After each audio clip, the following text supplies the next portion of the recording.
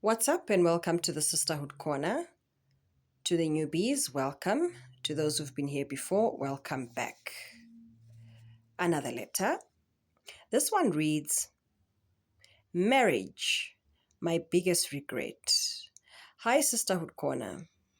I am a woman who is in despair.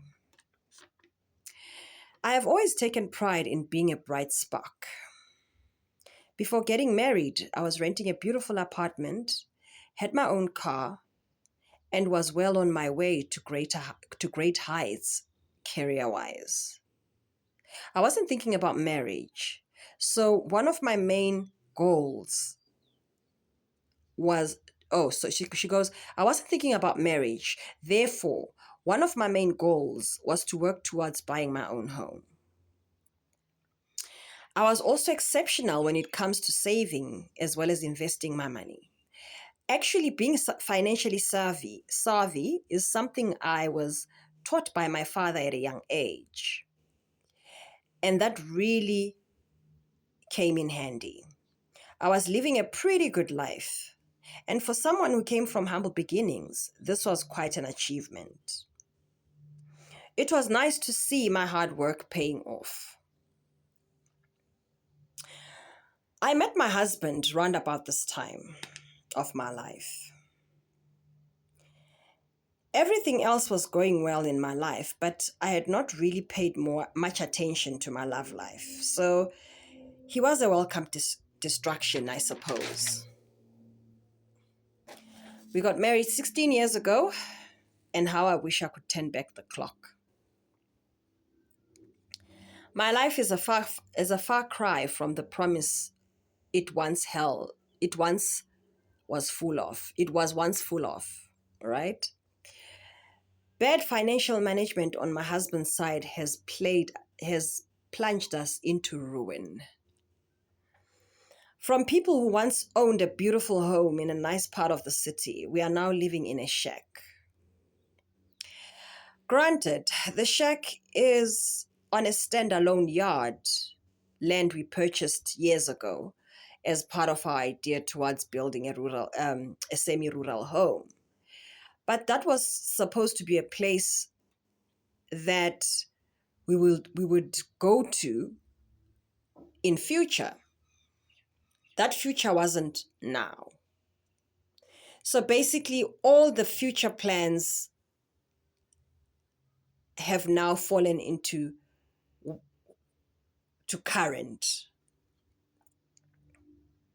Now, instead of leaving the shack for future building, instead, we had to quickly erupt a shack. We have had to erupt a shack as we were facing eviction out of our city house due to our inability to pay the bond. When we got married, I had a good credit score, while his was a mess. I helped him clean up his debt, and eventually he was fine. Somewhere along the line, he went back to his reckless spending, and it was downhill from there. Now, after eviction, After the eviction, I've now joined him in the mess. I totally hate the life I'm in, and that hate has extended towards him. I absolutely wish I'd listened to his friend who warned me about him. Instead, I felt I wanted to see that for myself. Oh, I take it she wanted to see the warning for herself, whatever she was being warned about. Besides, what if the friend was envious? That's what I thought at the time. Little did I know. I'm still employed, but I have lost my spark as a person. I used to be a confident woman, upbeat, always out and about, but now I'm drained. All my investments, I've also drained my investments as I had to cash them and make certain payments towards a house we eventually lost. As if that's not enough, I had to keep us afloat. I'm starting from the bottom again, and it's all because of a man. To be honest, I feel like I could kick myself because I'd heard all these stories about such men. How I wish I'd listened. I hate this marriage and I hate him. Sure. Thank you for coming through. Thank you for making time to write to us and share. Like they say, a problem shared is a problem half solved. I think what you're really going through now is it's one of those situations where life has happened and you sit down and you retrace steps. And now instead of being gentle on yourself, you start beating yourself down even more. So it's almost like somebody, like when somebody's stepping on somebody's head when they're drowning. That's what you're doing, but the difference is you're doing that to yourself. There is never any use in crying over spilt milk.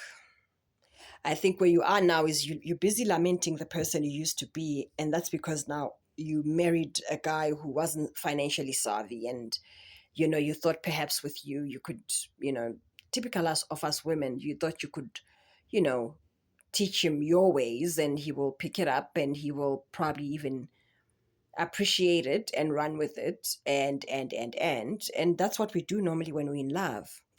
But you see, certain things you can't change, especially when somebody is a reckless spender. Until they are on their own and they've learned the lessons, you can't do much with that. You can't teach them that.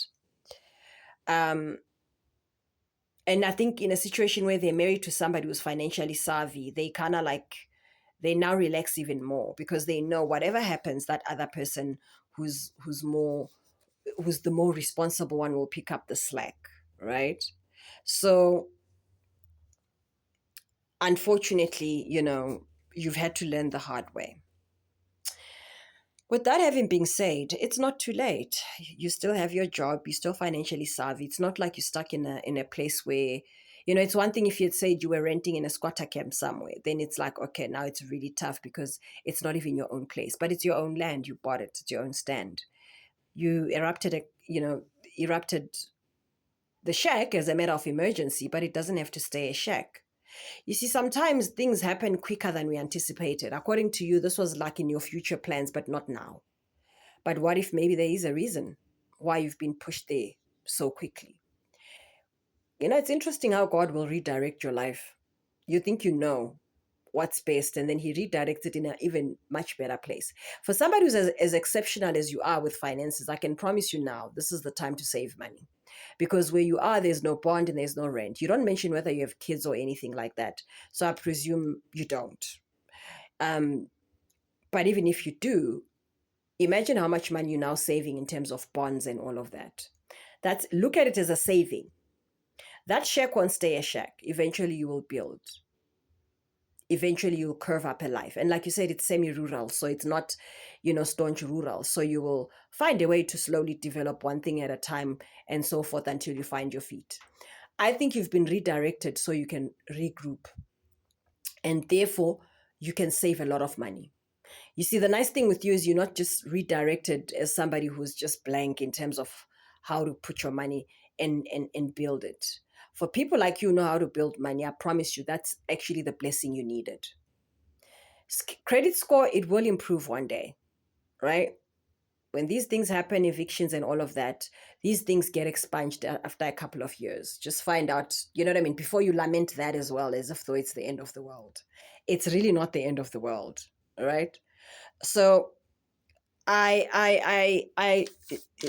the part about the marriage now, I'm not going to answer that. I think that at the end of the day, that's a decision you're going to have to take, because I think that if somebody's really bad with money and you guys end up where you are, you will always hold a certain level of resentment. You always look at him and feel like, I would be somewhere if it wasn't for you. And that's not the resentment you want to live with for the rest of your life. But that I will live with you because you're the one with the husband. You're the one who, other than the debt thing, you don't seem to be talking about a whole lot of other gory details about what he does. So I presume it's just the financial part. If there's a way that you can work around it, if there are other attributes to him that outweigh his bad money management, if there is a way around it, that's now left up to you. Only you would know that. You are in the relationship with the man. We wouldn't be able to direct you there. But I think in terms of starting from the bottom, there's nothing wrong there, right? I would like to presume you don't live in an empty shack. And I presume it's quite a big place, because there's different types of shacks, and therefore you've managed to at least get your property in there, sell whatever you need to sell. But I think more than anything, if you're gonna look at it as a lifestyle change thing and lament the lifestyle you had and worry about friends and what people think, then it's not gonna work. So you need to regroup, go inside yourself, and really think about the way forward, without including everybody else and where you want to be and what you want. That should guide you better. But I really don't think it's all doom and gloom. I think that you've just been redirected and you'll be fine. It's one thing if you had said to me, "Oh, I don't even know where to start. I'm not unemployed and all of," you know what I mean? But you're working. You're a girl who's financially savvy. Just because you're down and out at the moment, you sort of like have fallen from where you were. You're not down and out, but you've just sort of like fallen a bit and downgraded your living. It doesn't mean that you can't come back, right? If anything, generally people come back stronger. So think about that as you proceed. Stop kicking yourself, stop putting yourself down, just stop. Pick yourself up, look forward, and I promise you a year from now, you'll be in a much better place.